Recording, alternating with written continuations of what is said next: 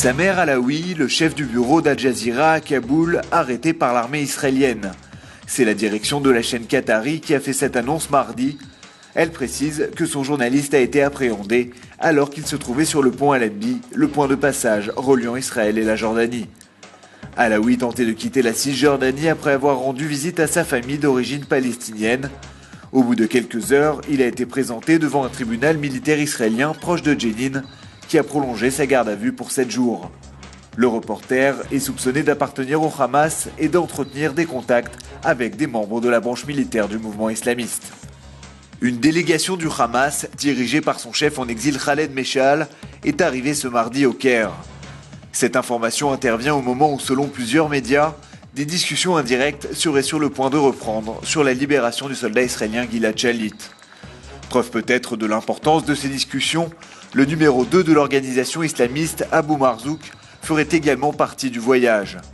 Le ministre israélien de la Défense Ehud Barak a pour sa part affirmé à une radio FM de Tel Aviv qu'il y avait une once de vérité au sujet de certaines informations sur des discussions au Caire. A l'inverse, des responsables du ministère égyptien des Affaires étrangères ont refusé de commenter la reprise des discussions sur un échange de prisonniers entre Israël et le Hamas. La Knesset a écourté ses vacances d'été ce mardi pour tenir une session extraordinaire consacrée à la grogne sociale que traverse Israël. La session du Parlement s'est tenue dans une salle quasiment vide. En l'absence de Benyamin Netanyahou, seuls 3 ministres du gouvernement y étaient présents. Parmi eux, le ministre de l'Intérieur Eli Yishai, dont le parti Chasse avait menacé la semaine dernière de se retirer si une réforme sociale n'était pas présentée rapidement. Le parti Kadima a pour sa part déposé une motion accusant la coalition de droite de traîner les pieds face aux demandes de la rue. À l'extérieur de la Knesset, justement, des échauffourées se sont produites entre la police et une centaine de jeunes Israéliens qui réclamaient une justice sociale et des loyers plus modérés. Pour une fois, Israéliens et Palestiniens se sont trouvés un motif d'inquiétude commun en la personne de Bachar el-Assad.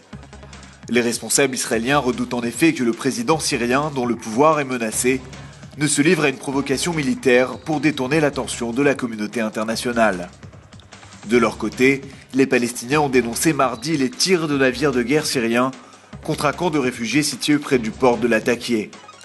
Plus de 5000 habitants, soit la moitié de la population de ce camp, ont été contraints de fuir selon les estimations de l'UNRWA, l'agence de l'ONU chargée des réfugiés palestiniens. L'attaque de Latakia, qui a fait plus d'une 50aine de morts en début de semaine, a été vivement condamnée par l'autorité de Mahmoud Abbas. On appelle cela les Oscars aériens.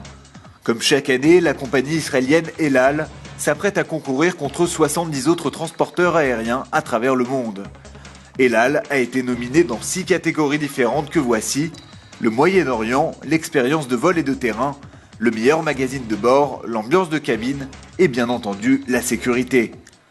Les récompenses seront attribuées en fonction des commentaires de quelques 60 000 passagers sollicités pour participer à cette enquête qui passe donc au crible près de 70 compagnies aériennes issues d'une trentaine de pays.